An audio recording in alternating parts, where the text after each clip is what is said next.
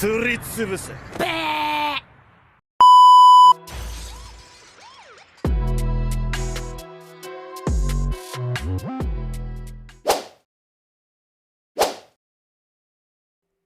as you probably already guessed, this video is going to be a comparison between the two anime, Haikyuu and Blue Lock.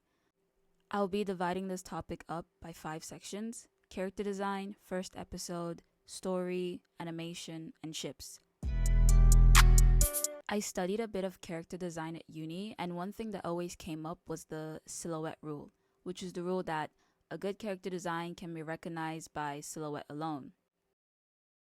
Now, I always wondered how this silhouette rule would apply with anime characters, because these anime characters are very different from cartoon characters like SpongeBob or Squidward or even Pikachu. I mean, Pikachu is also an anime character, but he's a little bit different.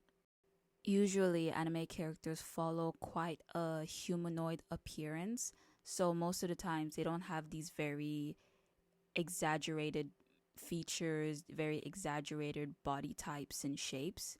Unless you're talking about One Piece, then yeah, you can do that. But most of the time, especially in non-fantasy, modern setting animes, they follow this quite humanoid shape. So I thought it'd be interesting to put this test with some Haikyuu and Blue Lock characters and see how that turned out. This first one is pretty simple. If you guess Hinata, you'd be correct. This one, however, is more of a trick question. It's not Kageyama, it's actually Nishinoya with his hair down. And this last one, I feel like everyone who's watched Haikyuu not only knows who this character is, but also knows exactly what scene and what the hell is going on in this picture. Not to be dramatic, but this singular moment altered my brain chemistry back in high school. This moment right here is when this man became my favorite character in Haikyuu. I don't know what that says about me as a person, but we don't need to unpack that right now, so let's just move on. With some of the Blue Lock characters, I found that it was a lot harder to know which character was which, especially if you're not that used to them. Like with this silhouette, for example, at first glance, you could easily just assume that it was the main character, but it's not Isagi, it's actually Rin. And with this silhouette, if you're not that comfortable, or if you're not that used to the anime and the characters, you might struggle to know which character this is, but this time it is Isagi. And then with this last one, at first glance, honestly, I could believe that this was Oikawa or even Hinata, but it's Nagi. Now, not to say that these characters are bad design because their silhouettes don't stand out that much. I feel like when it comes to anime, the silhouette rule is more important for posing and things like that, especially if you're drawing a manga. Okay, so focusing on the Haikyuu characters first. I really like how each character comes in a pair, and they really complement each other both in colors and personality. Usually these pairs end up falling into the opposites attract trope, which is one of my favorites. In these pairs/duos, they usually have one character that has a lighter hair color and then the other one has a dark or black hair color.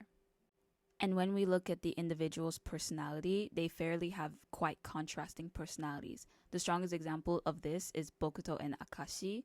Bokuto's default volume is set at max, while Akashi barely speaks. And when he does actually speak, his tone is very soft and calm. And their whole dynamic between Akashi and the Fukurodani team is dealing with Bokuto's mood swings. I mean, Akashi even has record memory of what each expression and eyebrow twitch from Bokuto actually means. Another duo where their personalities on the opposite end of the spectrum is Kuro and Kema. Kuro is this extroverted, really outgoing dude, easy to talk to, and Kema is literally just a cat, so there's that. Haikyuu does a really good job of writing characters that are easy to relate to and so easy to sympathize with. In Haikyuu, there's not really a character that people hate. Each character always has a fan base behind them, because in a lot of other anime, there's always that one character that no one can fucking stand and everyone hates them. But in Haikyuu, there's no character like that. They're all very likable. So that's why during the matches, regardless of which team wins, you always feel this empty hole inside your chest because you feel bad for the other team. I can't even begin to explain how stressed out I was watching Karasuno versus Aoba Josai, because I liked everyone on that team. And knowing that one of them was going to lose and one side was going to be sad, I couldn't handle it, especially the second match. And then with Blue Lock, there's this running joke that each character is just a recycled shonen anime character. We have the classic dark blue-haired one. We have Walmart Bakugo, buff Ichigo, annoying Connie.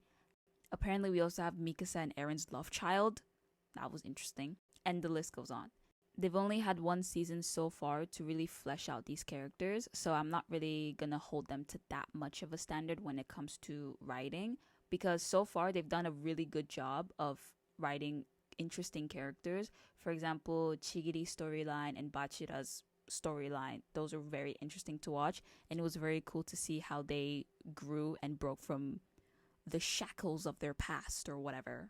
The biggest difference I noticed between Blue Lock and Haikyuu when it came to the characters was that Blue Lock had quite the lack of duos or pairs. And I think this is because in the anime, the theme is every man for themselves. So it's a bit difficult to have this pair dynamic going on. Regardless though, Blue Lock still has some very interesting characters with really pretty designs. And they also have quite strong personalities as well. In the end, however, when it comes to character arcs and character writing, I do think that Haikyuu does it a little bit better, because the Haikyuu characters feel more realistic in a way, and it's a lot more easy to relate to them. Because in Blue Lock, we have characters like Bachira, who literally has a demon following him. We have, what's his name? The Aomi wannabe, the only one who can beat me is me type of dude. He's a narcissist, so I mean, I can't really relate to that personally. And then we have Shido, who's honestly just a dickhead. But still, interesting characters. Just because you don't relate to them on a personal level doesn't mean that they're bad. For starters, I really want to go back in time and rewatch Haikyuu all over again. Anyways, what I did for this section, I just watched the first episode of the anime and just wrote down how it made me feel and which points I found really interesting and blah blah blah blah analyzation. Already from the first episode of Haikyuu, we get the message of teamwork makes dream work, because in volleyball you have 6 people on your court and it's physically impossible to win a game by yourself, because one of the rules in volleyball is that you can't touch the ball twice in a row. So once you touch the ball, someone else has to touch it before you do. The first episode also introduces this idea of Kageyama being the king, so that piques the audience interest because they want to know more of, like, why is he the king? Is he a good king? Is he a bad king? In the first episode, they've also set Hinata up to be the underdog character, and naturally you want to root for the underdog. But in the end, he goes through a loss and he works hard to get into Karasuno, and then major plot twist, after he declared war on Kageyama at the end of their first match, boom, they're on the same team. Immediately, you want to watch the next episode. Are they going to go well together? Are they going to fight? Like, what's going to happen? So already from the first episode, it does a really good job of hooking the audience. It's already laid out some of the themes and given a short insight in the characters. We also get an introduction to Daichi, Sugawara, and Tanaka. Also, maybe it's just me, maybe I'm tripping, but this one part where Kageyama goes, "What have you been doing for the last 3 years?" Am I the only one who didn't take that like as an insult? Like when I watched it the first time, I was just like, oh my gosh, like, he's such a hater. But like rewatching it, it got me thinking, like, what if he was genuinely asking, like, yo, what have you been doing for the last 3 years? 高い運動能力、反射、自分の体を操るセンス、そして勝利への執着、それらを持っていながら、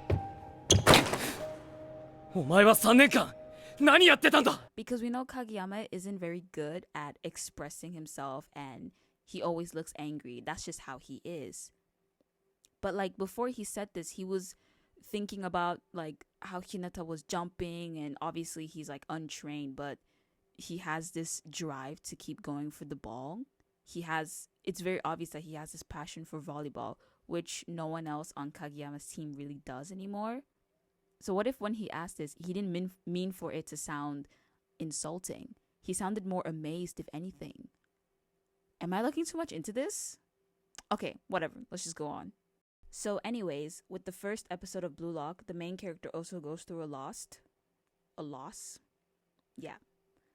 We also get the setup of the teamwork ideology. The coach literally says one for all and all for one and whatnot. So you go in thinking that this is going to be the same theme of working together to win a match and whatnot. But as the episode goes on, we actually find out that the real theme, the real message and idea of the entire anime is pretty much every man for themselves. The what's his name, that guy with the bulging eyes, his name is literally Ego, and he tells them about how if you want to be the best striker, you have to have a massive ego. You need to be an egoist, because only an insane egoist would take the shot to the goal even if they knew that they had 100% chance of scoring and winning if they just passed the ball to their teammate. So immediately we're set up with this completely new idea that I haven't ever seen in any other sports anime. So that instantly hooks the audience. You're immediately interested to be like, oh my gosh, like, how is this going to keep going on? Like, can you really be an egoist if you're in a team sport?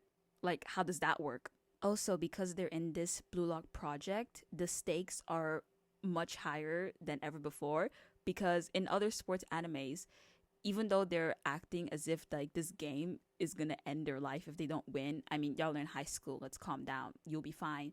But with this Blue Lock one, if they get kicked out of the Blue Lock project, they literally will never be able to play professionally, and that's like all their dreams. So if they lose, it for real is the end of it. It's dead ass the end of their dreams, their goal. So the stakes are a lot higher in this anime, which also adds to the intensity and the need to go on and watch the next episode. Now, both anime does a really good job of setting up the story and setting up how the rest of the anime is going to continue on, and they both do a really good job of hooking the audience right at the first episode. However, I have to give the point to Blue Lock for this one, simply because the theme of this anime is so different from what other sports animes usually do, which I found to be a lot more interesting. Also, the higher stakes of never being able to play for Japan professionally if you got kicked out, and the fact that only one person will make it. This isn't Produce 101 or Boys Planet where there's multiple seats for you. Okay, you're not going to debut in a team with 9 people or 12 people. It's one person and that's it. That's insane. Like, that's crazy. So I have to give the point to Blue Lock on this one. I won't go into much detail towards the story and plot because we're going to be here forever. But basically, in Haikyuu, the story is Hinata working hard for his goal to become the next little giant. We're rooting for the underdog, blah, blah, blah, blah. Love that kind of trope. He's also working alongside Kageyama, who's the ex-king, to become like professional volleyball players and whatnot.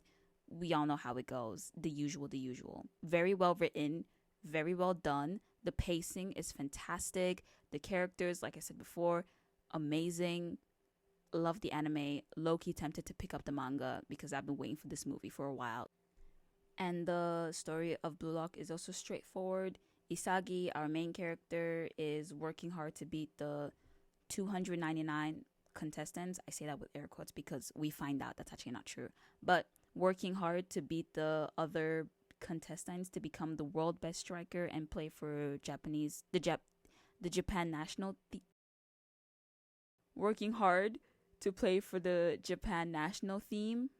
And we see how Isagi and the other characters are kind of using each other for their own goals. So not using in the sense of I'm going to like completely step over you, but using in the sense of this skill of yours, I'm going to take it and I'm going to like apply it to myself, or see how we can, what do they call it? A chemical reaction. See how we can make a chemical reaction from each other and whatever. Again, very fun, very interesting. And once again, it took a lot of thinking, but I'm also going to give the point to Blue Lock for this one for similar reasons that I gave for the first episode, because the theme is different from what I've seen before and the stakes are very high. Also, the story is a lot more intense because of how it's been set up, so there's a lot more screaming, a lot more crazy characters and whatnot. So I'm giving the point to Blue Lock for this one. Obviously, point goes to Haikyuu for this one. Objectively speaking, the animation all round is better. The studio, whichever studio animated them, definitely had a higher budget, so that makes sense. Now, not to say that the animation in Blue Lock is unwatchable, unlike some other anime that will not be named, but whatever. The animation in Blue Lock is still generally okay. Like, it's pretty decent for a new anime, like, doesn't have that high of a budget. And they still did a really good job with the animation, especially the high intensity scenes where the character is doing some insane shot. Those looked really cool. And I especially like the shots where it's like a close-up of the character's face and there's like no shading. Really liked how that looked. It looked so pretty. Whenever they used the CGI for some of the gameplays, that was a little bit jarring, but again, not to the point of it being unwatchable and you just have to shield your eyes and look away because this is atrocious. But anyways, point to Haikyuu. Now, I would like to start this section off by introducing a phenomenon called the Fandom whore, which is basically that character who is shipped with a majority of the cast, and each ship has a fairly high popularity. There actually aren't a lot of fandom whores in anime. A few that I can think of off the top of my head is Midoriya and Haru. But other than that, I can't really think of anyone else. So to become a fandom whore is you must earn that title, you know? It's not easy. Not everyone can do it. And as someone who is active in the Haikyuu and Blue Lock fandom, I can say with a good amount of certainty that Hinata is definitely not fandom whore, but Isagi 100% is, without a doubt. Okay, back to the main point. So with Haikyuu, like I mentioned in the character design sections, the characters usually come in duos, pre-shipped if you will, and because of this, it's really easy to have these popular ships between the cast. The most popular ships is Kageyama and Hinata, Iwaizumi and Oikawa, Daichi and Suga, Asahi and Noya, Bokuto and Akashi, Kuro, Kenma, Tsuki and Yamaguchi. Also, Kuro and Tsuki is quite popular, and unpopular opinion, I'm not sure, I prefer Kurotsuki. Now, on top of having these preset ships or preset duos and whatever, overall, because the characters are very likable and quite memorable, it's also easy just to take two random characters and then just merge them together, even if they've never interacted before, because like that's the fun in shipping. But some of the most popular non-main duo ships is Hinata and Kenma, Iwaizumi, Kageyama, and Oikawa. Also TMI, I'm pretty sure I've read damn near every single Iwakage Oi tag on AO3. I went through a bit of a phase. There's also Ushijima and Oikawa, Daichi and Kuro, which that one kind of like not shocked me, but like that's fun. I like that one. I like it a lot. Also Bokuto and Kuro, the bromance is peak. Love it. And like I mentioned earlier, Hinata isn't really giving fandom whore energy because his most popular ships is with Kageyama, Kenma, and what's his name? Atsumu Miya, the blonde Miya twin. Like those are his three most popular ships that I've seen with him, and any other like ship with him isn't as popular. So obviously that's not majority of the cast, so I wouldn't give him the title of fandom whore, which like isn't a bad thing. Like it is just what it is. Anyways, Blue Lock, unlike Haikyuu, doesn't come with the pre-packaged preset duos or whatever, so there's a lot more freedom and openness to which two characters go together. The most popular, not popular, but the most reoccurring duos that we see is Rei and Nagi. Did I say Rei? No. Reo and Nagi. And if you watch the anime, you know how that shit ends. There's also Keisuke and Junichi. Those ones are twins or brothers. I mean, if you're into that, I'm not here to judge. Do what you want. And then there's also Bachira and Isagi, which is like my favorite pairing. But I wouldn't classify them as a duo just yet. They're a duo in the making. but not as strong of a duo dynamic as Reo and Nagi. I definitely do think that the lack of duo definitely has to do with the theme of the anime being very much every man for themselves, not very team orientated. So it makes sense why these characters come as individuals. They don't come as a set, if you know what I mean. Also, I just remembered, but another anime that has this very much duo things going on is Kuroko no Basket, because with the Generation of Miracles, when they like, that's such a goofy ass name, oh my gosh, but when they split off to their own like teams in high school, each of them is kind of paired up with like the captain or like someone else from the team who's like taking care of them, which I thought was really cute. And also within themselves, they also have a bit of a duo or trio thing going on. And what's his name? Kuroko, oh my gosh, 100% fandom whore. Literally, he shipped with damn near everyone, and each pairing is quite popular.